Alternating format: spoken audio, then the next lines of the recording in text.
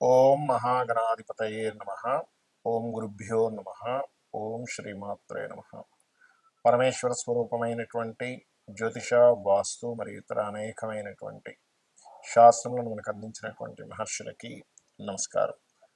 హయగ్రీవ హయగ్రీవ హయగ్రీవేతి యోవతేత్తస్య నిస్సరతే వాణి జనుకన్యా ప్రవాహవత్. అరుణాం కరుణాతరంగితాక్షీం ధృతపాశాంకుశపుష్పబాణచాపాం మణిమాదిభిరావృతాం మయూకైః అహమిత్యేవ విభావయే భవానీ. శ్రీమాత్రే నమః. ప్రేక్షకులకి లలితాంబిక అమ్మవారి యొక్క అనుగ్రహం పరిపూర్ణంగా కలగాలని మనస్ఫూర్తిగా కోరుకుంటూ, నన్ను చాలామంది అడుగుతున్నటువంటి ప్రశ్న ఏమిటంటే, ఏమండి కనీసం ఈ విశ్వవసు నామ సంవత్సరంలో అయినా సరే మేము ఫైనాన్షియల్గా ఎదగాలంటే ఒక్క టెక్నిక్ చెప్పండి కనీసం మా లగ్నం లేదా మా రాశి వారికి. ఎందుకంటే అన్నిటికీ కూడా ధనం మూలం ఇదం జగత్ కాబట్టి అని అంటూ ఉన్నారు. అయితే నేను ఇందులో ఆదాయం ఒకటే కాదు, అంటే మనకి ఆరోగ్యము, రుణరోగ శత్రు బాధలు కూడా తగ్గడానికి ఏమిటి, అదేవిధంగా ఫైనాన్షియల్గా పెరగడానికి ఏమిటి అనే విషయాలను మీకు చెప్తాను. అయితే ఈ విషయాలు చెప్తుంది నేనైనప్పటికీ కూడా చెప్పిస్తుంది సాక్షాత్ లలిత అమ్మవారిగా భావిస్తూ ఒక్కొక్క లగ్నం గురించి తెలుసుకుందాం. ధనస్సు లగ్నము, ధనస్సు రాశి. ధనస్సు వారికి సహజంగానే న్యాచురల్గా గురుత్వ లక్షణాలు ఎక్కువగా ఉంటాయి. మరి వీరికి గురుత్వ లక్షణాలు ఉన్నటువంటి వీరికి ధనాధిపతి శని అవుతాడు. చాలా మందికి ఉన్నటువంటి అపోహ ఏమిటంటే, అమ్మో శని అయితే ఇంక డబ్బులు రావండి అనుకుంటారు. అలా ఏముండదు. అలా అయితే ధనుర్లగ్నంలోని మకర లగ్నంలో పుట్టిన వారు ఎవరూ ధనం సంపాదించకూడదు, గుర్తుపెట్టుకోండి. ఎందుకంటే రెండవ అధిపతి శని కదా. కాదు, ఇక్కడ ఏమిటంటే శనికి వచ్చినటువంటి న్యాచురల్ పోర్ట్ఫోలియో ఏమిటంటే కర్మకారకుడు, లాభాల కారకుడు. కాబట్టి శని ఖచ్చితంగా డబ్బులు ఇస్తాడు. అయితే ఎప్పుడు ఇస్తాడు?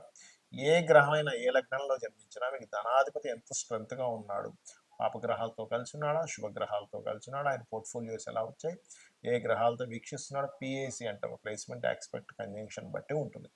అయితే మరి సర్వసాధారణంగా అందరూ ఏమనుకుంటారంటే ధనుర్లగ్నంలో పుడితే వాళ్ళు జాబే చేయాలండి అంటారు. అలా జాబే చేయాలని రూల్ ఎక్కడా లేదు. ఎందుకంటే ధనుర్లగ్నంలో బిజినెస్ చేసేవాళ్ళు ఉన్నారు, జాబ్ చేసేవాళ్ళు ఉన్నారు, కన్సల్టెన్సీ చేసేవాళ్ళు ఉన్నారు. ఇది depend on me second lord ఉండేటువంటి కనెక్టివిటీస్.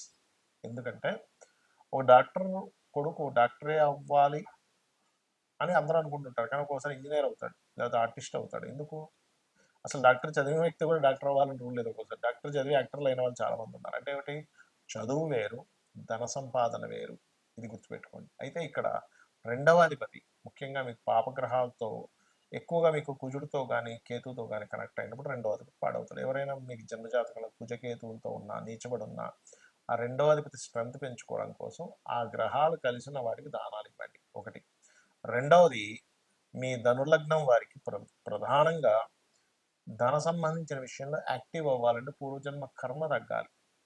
ఇక్కడ పూర్వజన్మ కర్మ క్లియర్ అయితే కానీ ధనయోగం అనేటువంటిది బయటికి రాదు. ఎలా అంటే మనకి ఆదిశంకరాచార్య వాళ్ళ వృత్తాంతంలో కూడా ఆదిశంకరాచార్య వారు అడిగితే, నాయన నువ్వు అడుగుతున్నావు కానీ ఇక్కడ పుణ్యం లేదు అంటూ ఉంటారు. అంటే ఏంటి? పూర్వజన్మ కర్మ తగ్గడము, పుణ్యం పెరగడం రావాలి. దానికి ఏమి చేయాలి అని చెప్పి చూసుకున్నట్లయితే ముఖ్యంగా ఓం లక్ష్మీదేవి అయి నమః అనేటువంటి నామస్మరణ, మరియు అదేవిధంగా ఓం నమో నారాయణాయ, ఓం నమో నారాయణాయ, ఓం లక్ష్మీదేవి అయి నమః, లేదా ఓం శ్రీమాత్రే నమః అని కూడా అనుకోవచ్చు. ఇది నిత్యము ఒక 40 నిమిషాల పాటు చేయండి. అలాగే దీంతో పాటు మీకు ధనాన్ని ఇవ్వడానికి గ్రహాలు ఎలా అయితే ఒక మంత్రము, ఒక గ్రహ కలయిక, ఒక యోగం ఎలా ఉంటుందో అవయోగం కూడా ఉంటూ ఉంటుంది. అంటే చూడండి, మనం ఏదైనా ఒక జాబ్కి వెళ్ళాం, మనకి ఒక జాబ్ రావడానికి క్వాలిఫైడ్ ఎలా ఉంటుందో డిస్క్వాలిఫైడ్ కూడా అంటూ ఉంటారు. డిస్క్వాలిఫైడ్ అంటే పనికిరాదండి, ఈయన సైన్స్ సబ్జెక్ట్ చదివాడు, మ్యాథమెటిక్స్ ఎట్లా చేస్తాడు అంటూ ఉంటాం. అంటే ఏమిటి? ఆయన దాన్ని చదువుకోలేదు, లేదా ఒక్కొక్కసారి ధైర్యం లేదండి, ధైర్యం లేనప్పుడు కష్టం కదా, ఈ ఫీల్డ్లో ధైర్యంగా ఉండాలి అంటూ ఉంటారు. అలాగే డిస్క్వాలిఫైడ్ అయ్యేటువంటి యోగాలు కొన్ని ఉంటాయి. అంటే ఆ వ్యక్తికి ధనం రాకపోవడానికి అవయోగము అంటారు, యోగము అవయోగం. ఆ అవయోగాన్ని తప్పించాలి అంటే ధనుర్లగ్నం వాళ్ళు కొన్ని దానాలు ఇవ్వాల్సి వస్తూ ఉంటుంది. నిత్యము అంటే ఫస్ట్ ఒక 7 టైమ్స్ ఇచ్చి దాని తర్వాత అప్పుడప్పుడు ఇస్తూ ఉండొచ్చు. ఎవ్రీ 2 మంత్స్కి 3 మంత్స్కి అలాగే 2-3 నెలలకు ఒకసారి. అది ఏమి ఇవ్వాలి అంటే కందులు, ప్రధానంగా కందులు, గోధుమలు కనుక ధనుర్లగ్నం వాళ్ళు దానంగా ఇస్తూ, అది కూడా ఆ దానం ఇచ్చేటప్పుడు కూడా సాక్షాత్ పరమేశ్వరుడికి ఇస్తున్నాను అనేటువంటి భావనతో కనుక ఇచ్చినట్లయితే 100% వీళ్ళకి దోషం పోతుంది. వీటితో పాటు చేయవలసినటువంటి కొన్ని విధి విధానాలు ఏమిటి అంటే, మీరు ఓం సంపత్కరీ సమారూఢ సింధుర వ్రజసేవితాయై నమః. అదేవిధంగా ఓం ధర్మాధ్యక్ష ధనాధ్యక్ష ధన ధాన్య వివర్ధిని అయిన ఈ మంత్రం మోస్ట్ పవర్ఫుల్ ఫైనాన్షియల్ గ్రోత్కి. మీరు అనుకోవచ్చు ఏమండి మరి నేను ఈ మంత్రాన్ని ఏ పని చేయకుండా ఏ వ్యాపారం చేయకుండా ఇంట్లో కూర్చొని చేసుకుంటే వస్తుందా? నేను ఒక మాట చెప్తాను. ఈ మంత్రం చేయగానే ఫస్ట్ మీకు ఇంట్లో కూర్చోబుద్ధి కాదు. ఈ మంత్రానికి ఉన్నటువంటి ఎలాంటిదంటే ఎలాంటి పవర్ అంటే, ఇప్పుడు చూడండి మిమ్మల్ని ఎవరైనా రోషంగా ఒక మాట అన్నారు, నువ్వు ఎందుకు పనికిరావురా అది ఇది అని. కొడుకు ఏం చేస్తాడు, ఇంట్లో నుంచి బయటికి వెళ్ళిపోతాడు ఫస్ట్. ఇంట్లో అలా సైలెంట్ కూర్చోడు, ఎందుకు ఆ మాటల ద్వారా మీకు ఆ చలనం కలిగింది. లేదా కొంతమంది మీతో ఛాలెంజ్ చేస్తారు, నువ్వు ఈ పని చేయలేవని. ఎందుకు చేయలేదని చెప్పి చేస్తారు. అంటే ఏమిటి, ఒక మాటకి ఒక ఎనర్జీని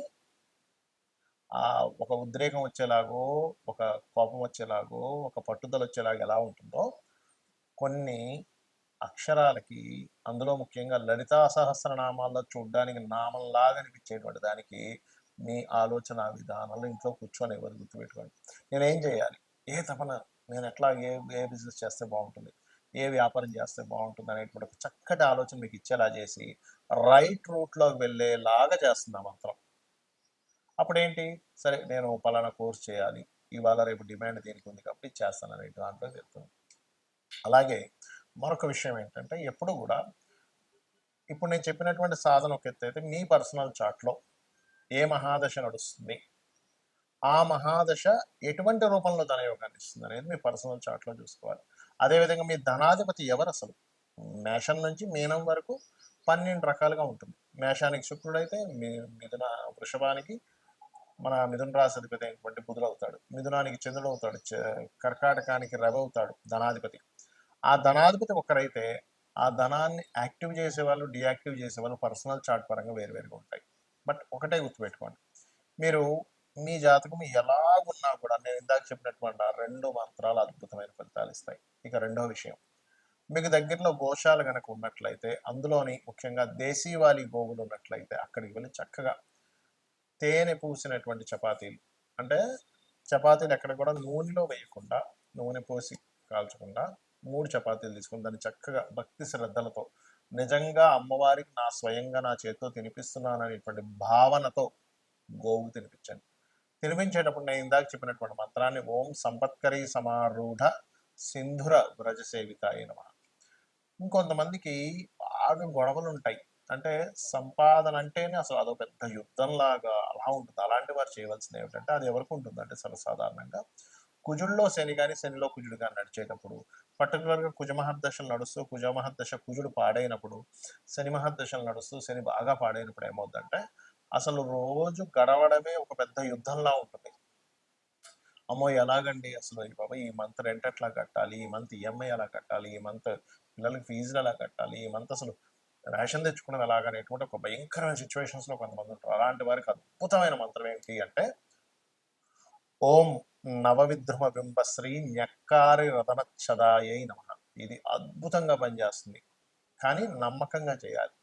చాలా మంది అంటుంటారు, ఏమంటే నమ్మకంగా చేయాలి, నమ్మకంగా చేయాలి. ఎందుకు నమ్మకంగా చేయాలి అంటే, దాని గురించి నేను మీకు చెప్తాను ఇప్పుడు సమాధానం. ఏమిటంటే, దేవతకు ఉన్నటువంటి లక్షణం ఏమిటంటే, మనం నమ్మినప్పుడు, అరే నన్ను నమ్మాడు కాబట్టి నేను ఇది చేయాలనేటువంటి ఒక ధర్మం ఉంటుంది దేవతకి.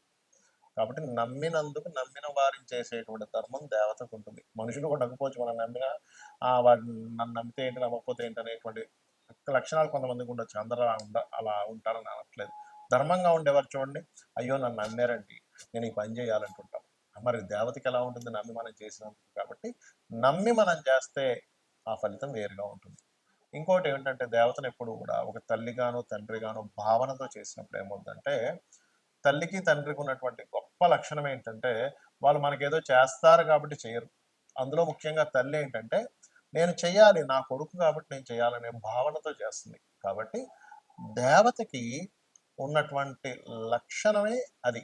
తల్లిగా మీరు భావించేటప్పుడు, తండ్రిగా మీరు భావించేటప్పుడు చూడండి, జగత పితరౌ వందే పార్వతీ పరమేశ్వరం అంటాం. ఇప్పుడు దేవతని ఒక అమ్మవారు, లలిత అమ్మవారే ఉంది.